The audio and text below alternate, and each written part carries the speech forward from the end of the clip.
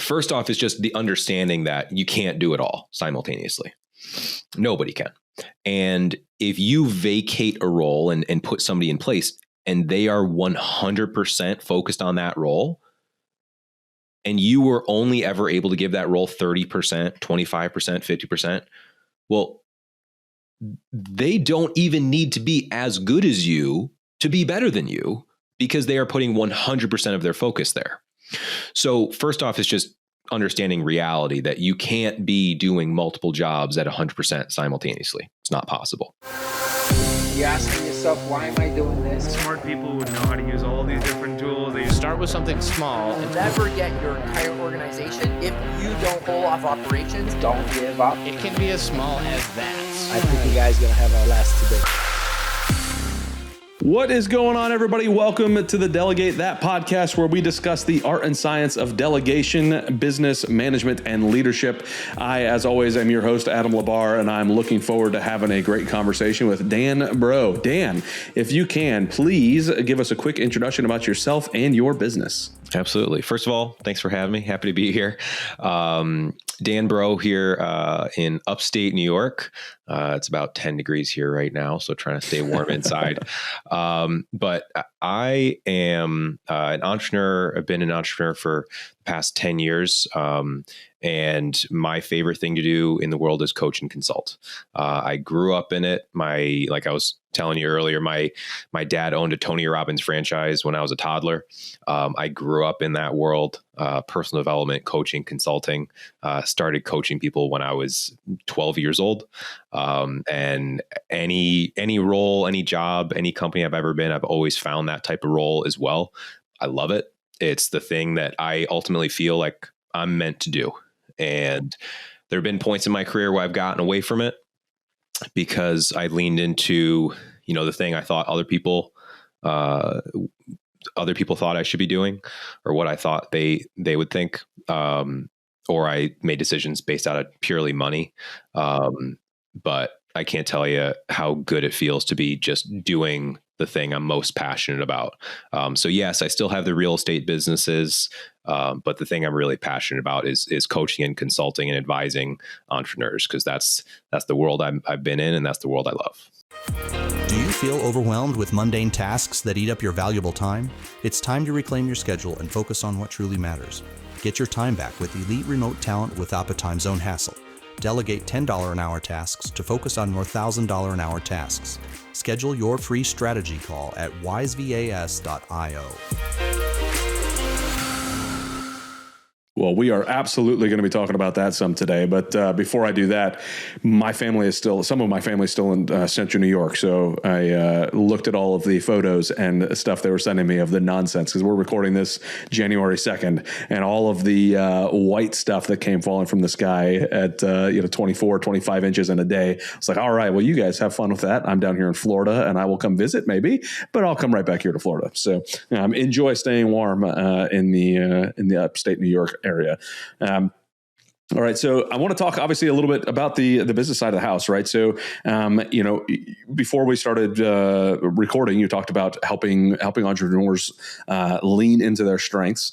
And when it comes to business, a lot of times entrepreneurs, will be all over the place. They've got to do everything because at the beginning, especially when you're starting a business or when you're just taking over a business, you're the marketer, you're the salesperson, you're the CEO, you're the everything. But eventually you have to let that go and kind of lean into your strengths. And I think that's a huge part of the delegation side. So I just want you to kind of take the reins on that front and say, hey, like, how do we start working through this, and how do people understand what their strengths actually are? Because if they're starting a business, they may not even really know what their strengths are. They just know this is what they love. So how do we start working through that with some folks? Yeah, that you said a lot of things there. I think one thing I want to make sure we circle back to is that letting go part, because that's probably one of the hardest things for business owners to do, and to do it well without. It's a tricky balance without letting go too much to where you have, you're abdicating and you have no oversight or no controls or no optics versus, micromanaging. That's a tough balance. But I think it all starts with vision. And the way I like to view vision is the qualitative view of your life. So if you can envision what is your happiest, most fulfilling, most meaningful life look like? How do you want to feel? How do you want to be living? What do you want to do? Who do you want to be doing it with? What do you want to work on? How do you want to give? What do you want to experience? That's the qualitative. Like, it doesn't have to be at a certain point in time. It doesn't have to be maximized. I think so many people make the mistake of, when they envision something, either one, they talk about just their business. They say, well, I want the business to do this. But then they run into the challenge of trying to fit in their life around their business. I'd rather create a business that fits my life. The other challenge that people have, the other mistake, I think, is people tend to maximize instead of optimize. So when they think vision, they think, oh, I need to make it huge. They look at social media and they say, oh, I need to have the 10,000 square foot mansion and the Lamborghini and the Ferrari and the yacht and all these other vacation homes and the Rolexes. And it's like, you talk to the people that have those things, they're not any happier than the average person. And oftentimes they're more stressed and less fulfilled because they thought that those things would give them the feelings that they were seeking, but they never do. So I think it starts with the qualitative vision, and then you work your way back quantitatively now through goals. And there's, you can do it very systematically, but if you need to have a clear reason why you're doing what you're doing, especially when you're an entrepreneur. Otherwise, it's just too hard to keep going. It's inevitable that you will run into challenges. Like, in 2019, I lost nearly $1 million. And I didn't have $1 million to lose in cash. And I've been on the brink of, nearly, that brought me to near bankruptcy. I've been at the point where, relationships ruined and, couldn't make payroll. And I've also had months where, I made over 200 grand, and like, it's a wild ride. And sometimes it's amazing. Sometimes it's terrible. And if you don't have a really compelling reason why you're doing it, it's just too hard to keep going. So having that really strong why, having that clear vision, then helps keep you focused. Because if you don't have that focus, there's just too many distractions as well. Like, there's too many challenges and too many distractions that you're just going to get lost. You're going to fall victim to someone else's vision or some other distraction or some other next thing that seems exciting and easier, but it never is. It's just good marketers. So, you asked about how do you find your strengths? Well, first, you gain clarity on your vision. And I think it takes a lot of introspection and self-reflection. And that's why things like your weekly reviews and journaling and mastermind groups where you have deep conversations can be really impactful, because you get to learn more about yourself, what you really enjoy, what you don't. That's why when people start their career and they're, like I did, I jumped around from job to job, industry to industry, trying to find out what I liked. And on the outside, some people think that looks like failure. I feel like it was part of my path. It was necessary to find out the stuff I really wanted to do and the stuff I really didn't. And so I think it takes a long time, but there are also tools that you can use to find out what you're really good at and what you're not.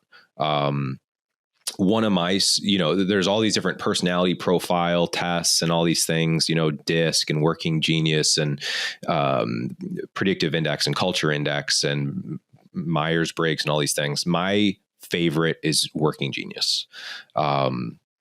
I think it's an amazing tool that I love to leverage with teams and individuals. And I found it to be one of the most accurate ways to help people identify and lean into their strengths, and also help teams work together, and also communicate together so much better than ever before. And, doing things as simple as a detailed time study. I've had my team do that multiple times, and I have companies I work with do this, where essentially you can do it on like a Google Doc or an Excel spreadsheet or something like that, or a Google Sheet rather.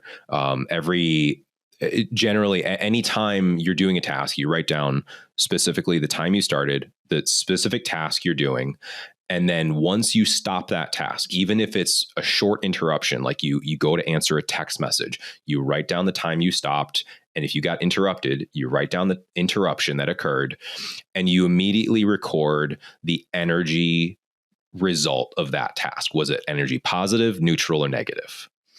You do this for a full week. Now, when you go back, you go through it again and you record on each task. Was it revenue producing?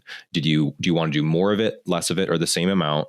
Was it a do, decide, delegate, or design style task?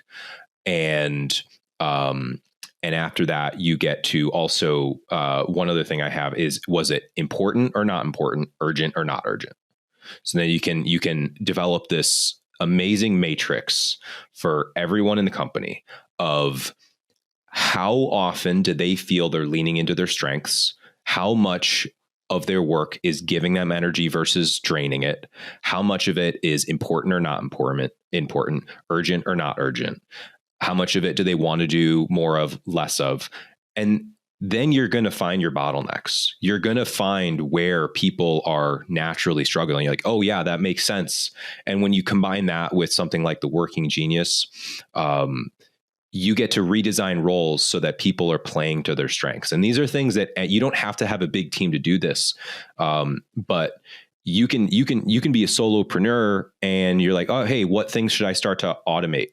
What things should I start to, if I'm looking to hire a virtual assistant, what are those things I should get off my plate? Well, it's first, people say, oh, get, the administrative stuff off your desk, which I agree, but also I think it's the stuff that drains you, because that's always the stuff that you're going to procrastinate on. That's going to be the bottleneck in your business, because you're always going to delay that stuff, or the result isn't going to be very good because you're not going to try hard at it because you don't like it and it's draining for you. So I think that's the stuff you should get off your plate first. And then you'll look forward to your work so much more, because now it's filled with way more stuff that you enjoy doing and gives you energy, and way less stuff that drains your energy. And now that's just setting yourself up for success. Yeah, I completely agree with that. It's one of those, people just want to get rid of whatever they can get rid of. And it's like, nah, don't always do that. Let's focus on being strategic about what you're getting rid of and not just throwing things out. So one thing you mentioned at the start of this was the vision side of the house. And I'll say there's two semi stories I want to throw in here, or at least anecdotes to kind of think through. I don't know if you ever watched the movie Italian Job, but in the movie The Italian Job, they're thieves at the beginning. Hey, what are you going to do with your money? What are you going to do with your money? And there's one guy in the group that has no idea what he's going to do, so he says, "I'll have all of what you guys have." And then later on in the movie, he's got all of that and he's miserable. He doesn't have much of a life. He's just he's just got everything that everybody else wanted because he stole all the money, but he doesn't do that. And then I look at being in, you and I are both in GoBundance, and you talked about, some people writing down other people's visions as opposed to their own, right? And I see that a lot in GoBundance, is where like I've been very guilty of it myself. Like, oh, I see what that person has. Yeah, I want that too. And then I'll write it down as part of my vision. So how do we help people break down what their vision is for them and their company, right? Because we could be figuring out the management of all of our people just fine, but if we don't know what our actual vision is, then it doesn't matter if we're managing those people well, because the business is going wherever it's going to go, as opposed to getting your vision, what truly means something to you. So let's kind of break that down step by step on the qualitative side of the house. How do I know what it qualitatively means something to me so that I can chase that quantitative side? Yeah, I think there's a few ways. One is they call it the 5 whys. So essentially, for example, someone says, well, I want a 4,000 square foot house on 20 acres. Okay, why? And they say, well, because, then it would have enough space for all my family. And okay, well, why that much space? Well, because then we get to do this. Okay, well, and why is that important to you? And well, because, and it gets to, so you keep asking why to get to the root of it. And ultimately they say, because that much space would allow us to, host our family and have these get-togethers and create these memories, and the kids would be able to get outside and away from tech and just enjoy the environment and nature and create these like amazing memories in childhood and phenomenal childhood, and just lead to a lot of connection and love. It's like, okay, so you're looking for connection and love, and you think that this thing will help you get there. And maybe it will, but maybe not. So it's like, so once you get down to it, it's like, okay, so you're looking for connection and love with your family. Perfect. How can we make that happen? So now that becomes, it's like, all right, so now that's the value that you're going after, and you're hoping that this thing gets you there. Let's make sure that those are aligned. And sometimes they are, sometimes they're not, because people often, it's like the same thing where people often solve the symptom and not the root cause. It's like, well, they're just not looking deep enough. They give an answer too quickly. They need to ask more questions generally. So that is one, asking why several times until you really get down to the root cause of it. Generally, it's about the feeling. Once you get to the feeling of it, it's the same in sales. Once you get to the emotion, the feeling, the real heart of it. The other is anytime you do vision, I think it's also important to do vision, values, mission. So your vision is, what is that ultimate optimized best life look like for you? But mission is like, why are you doing what you're doing? What is your purpose here? What are you here to do? And your values are what in life is important to you? How do you operate? I literally right next to me, I try to have systems that make it easy for me to do what I need to do. And so I literally right here next to me, I have a list of my values, and why, and what they mean to me, and descriptions of those. So then once you have those values, you can test your goals and your vision against it. You say, okay, well, if these are the things that are most important to me in my life, based on my history, I look at my past and I say, okay, I did this. Well, why did I do that? What was I trying to achieve? What value was I trying to meet there? And you can go through your life, your major life events, and you'll consistently make decisions to meet your values. And so if that's one easy way to start identifying your values. And if you get a good list, and I find AI a phenomenal way to speed up the process and gain clarity on things like this, then you can start to test your vision against your values. Say, okay, if these are my values, does this vision allow me to live those values? And now, once you have clarity there, you have your compass, you have your map, you know where you're going, and you know why. And even if you get off course at any time, you still know the direction to head. And because you will go off course, that's inevitable in entrepreneurship. I always say the most difficult part of business is people. And maybe it's coming with AI, but right now every business needs people.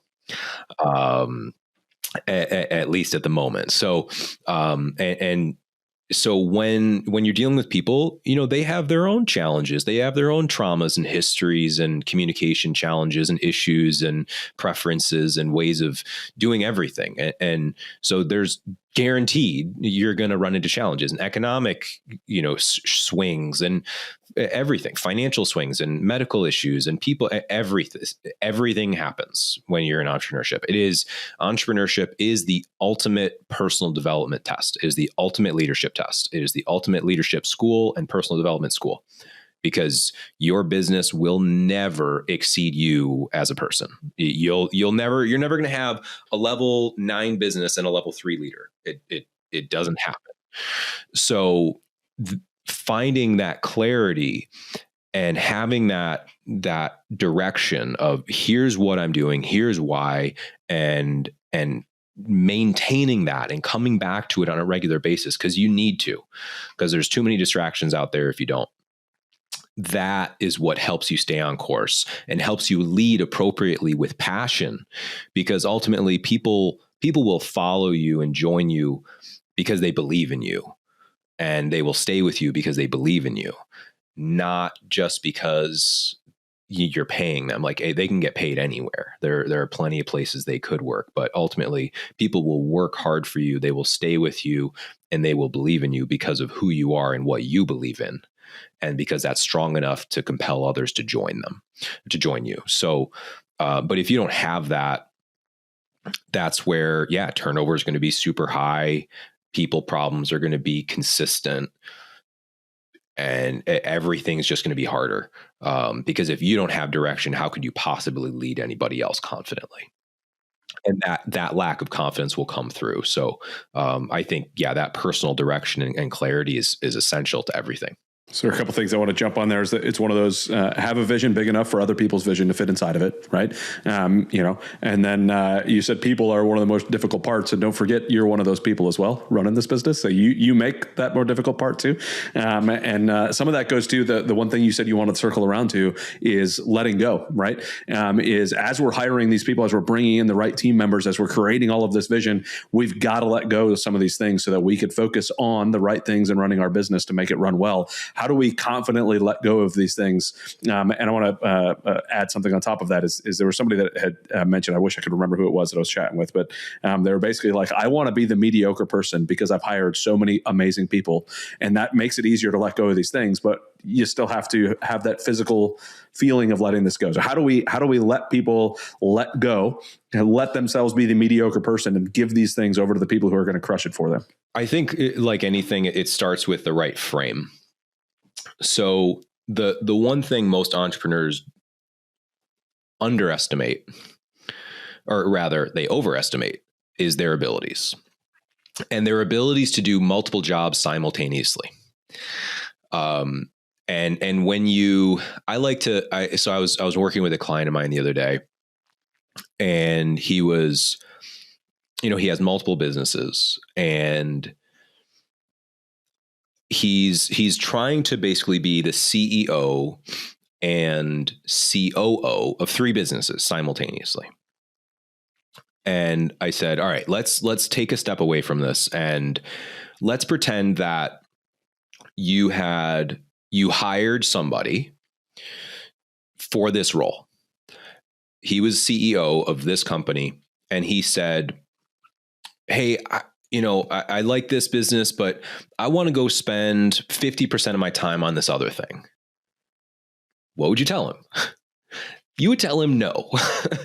and so, but you don't tell yourself that. And so, like, sometimes people just need that outside perspective of, hey, like, I guess I can't do these things all simultaneously really well, because okay, so now you have 30% of a CEO, 30% of a COO, 30% of your top salesperson. Like, tell me how that organization is going to function. So first off, it's just the understanding that you can't do it all simultaneously. Nobody can.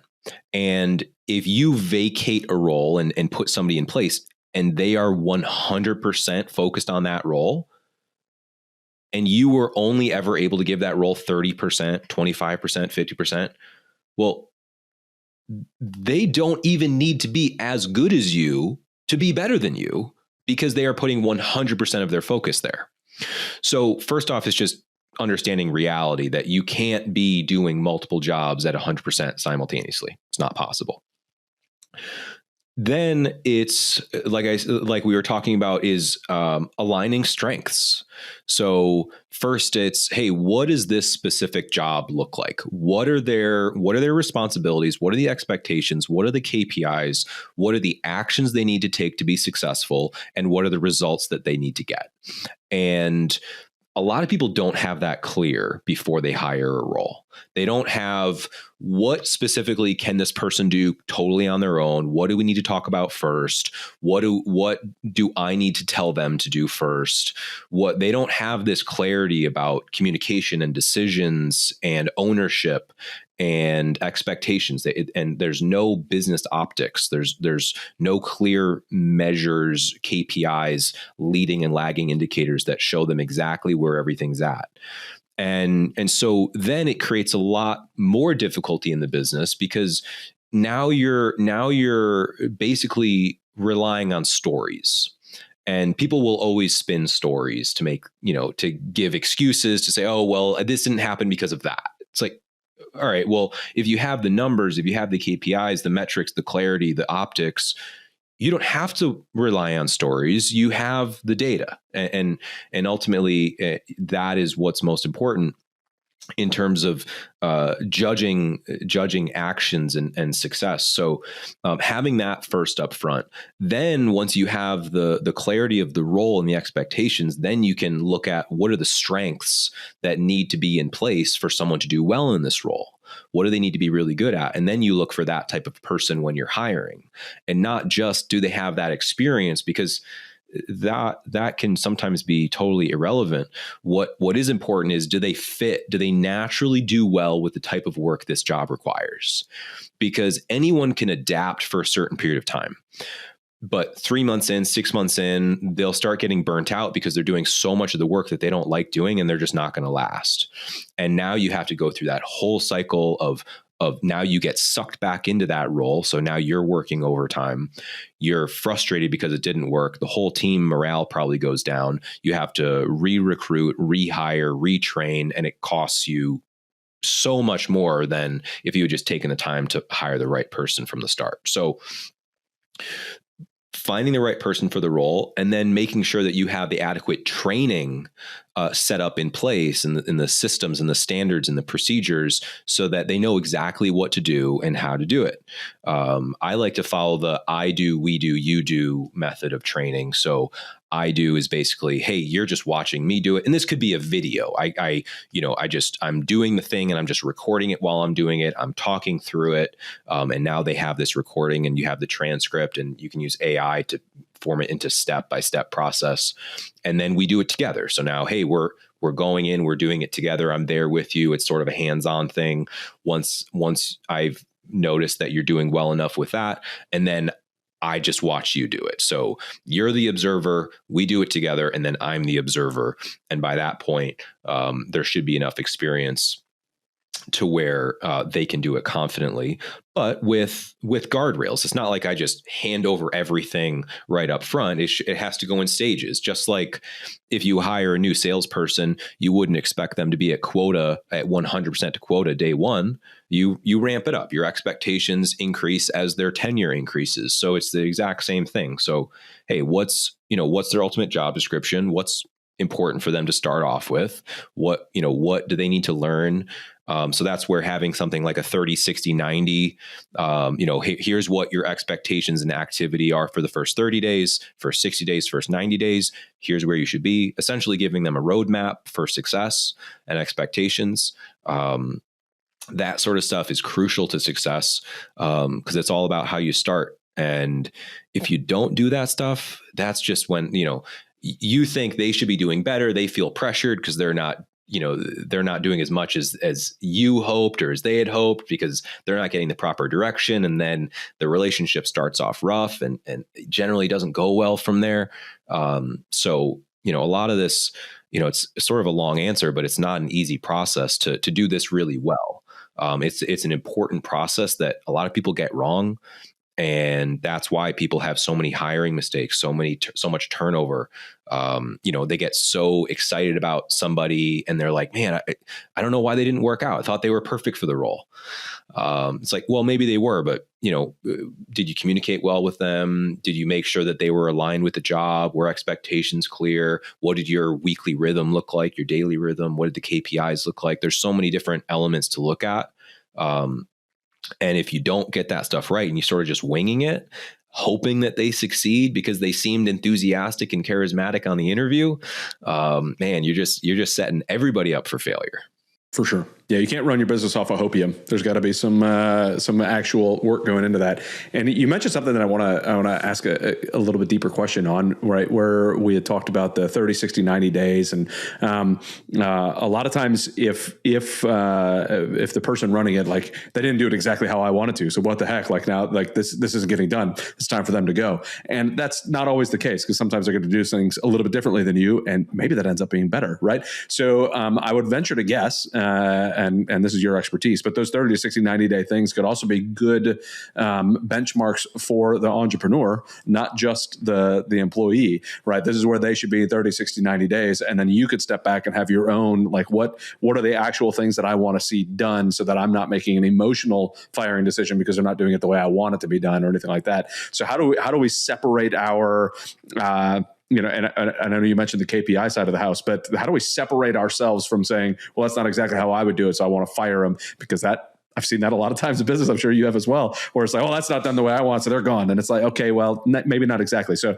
how do we separate ourselves to know, hey, I hired this person correctly. I know that they're going to be doing the thing. I got to trust them and then step away. There are certain things that do need to be done a very specific way. Right. Like contractual stuff. And it's like, yes, there's no creativity required or allowed here. Like, it needs to be done a very specific way. Most things are not like that. So ultimately, you need to ask yourself, do I care more about them doing it exactly the way that I want it done? Or do I care about the result? Do I still want to be the owner and the bottleneck of every decision that goes on in this department? Or do I want to elevate out of this role so I can do the stuff I really want to do? So many people, this is that letting go part. So entrepreneurs, right? It's our baby. We created it. We've been in every role. We know how to do every role. We've been doing, like, no one cares as much as we do. And so we hold on too tight, but what happens is you smother it. If you hold on too tight and you don't let go, what happens is you create a business entirely dependent on you. Because if you hold on too tight and you micromanage, you smother, people will come to learn that every decision has to go through you. They can't make decisions on their own. They can't be creative on their own. Everything has to be approved. Everything has to go through you. Everything passes through you. You have now created a business that is entirely reliant on you, which is the exact opposite of what most people got into entrepreneurship for. Time freedom, financial freedom, fulfillment, and flexibility. Right? Most people got into this. A lot of people got into it because I didn't want to be tied down to a 9 to 5 where someone else was telling me what to do and when I could do it. Great. Well, now you've set it up so that you're telling yourself and you actually have given yourself less freedom and less and more people coming to you requesting your time and requesting things from you because you set it up that way. So that's why, again, vision is so important. Now, if you set a vision of your vision is, hey, I want to work a ton of hours. I want every decision to go through me. I want to be the bottleneck. I want to be the engine. I want to be the reason this business works. I want everybody to rely on me. If that is truly your vision, great. You built exactly what you wanted, but doubtful that is any entrepreneur's actual vision. So that's why, going back, I said revisiting your vision on a regular basis is so important. If so many entrepreneurs have like freedom as one of their values, great. Are you creating freedom in your business? Are you creating it for yourself? Are you creating it for your people? Because if you're controlling every single thing that's going on in the business, I guarantee you no one is feeling freedom, including yourself. So that, like, going back to that's taking a step back and evaluating that higher level of your vision, your values, your mission, like that can sometimes be a reset. Sometimes you also just need an outside perspective. It's really hard to sometimes look at ourselves accurately. Sometimes we do need that outside observer to help us view things appropriately.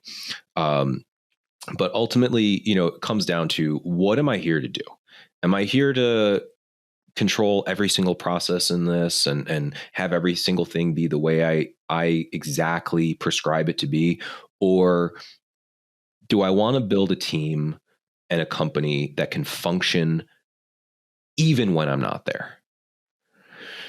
Understanding that, yeah, they will make mistakes. Guaranteed they'll make mistakes. You made mistakes when you started and you gave yourself that grace. But so often we're not willing to extend that same grace to others. And that's a mistake that we make. So we assume, oh, well, this person has all this experience. They've done all these things. They should know. Like, well, when you did that, you didn't know. You made those mistakes too. So, taking that step back, like, hey, let's, they're human. Like they're not trying to mess up. They're trying to do their best. There's a reason that this happened. And maybe it's a lesson that you haven't been communicating as well as you think you have. Maybe the job description isn't as clear as you thought it was. Maybe the training wasn't as adequate as you had intended it to be. Maybe you made a bad hire because you thought that they were really nice and you got along with them, but you didn't actually look into how well they would actually do in the job. So, there's so many components that go into managing people and growing that business, which is why not everybody does it. That's why it's so hard, but it's also why when you get it right, it can be so rewarding. For sure. Yeah. A small thing. One of my employees, I was just telling him the other day, I've got one of those banners that you hang out outside, right? To me, it's no brainer. You don't drag it across the ground. But I had to specifically tell my team not to do that because they kept just ripping this thing up. And I think to myself, to me, it's again, no brainer. Like, this is just what you do. And then to them, like, they didn't think about it. They're just, hey, they're in a rush. They're doing their thing. They're doing it. And it's like, no, specific training. And the military taught me to do that. And I thought it was silly then, but I learned more and more, you go through this training where they were like, hey, if you give your timekeeper, hey, you're my timekeeper for this event. I need you to tell me this, that, the other thing. Every 45 seconds, I need to hear this. I need to know that. And I was like, this just seems ridiculous. That's so much extra stuff.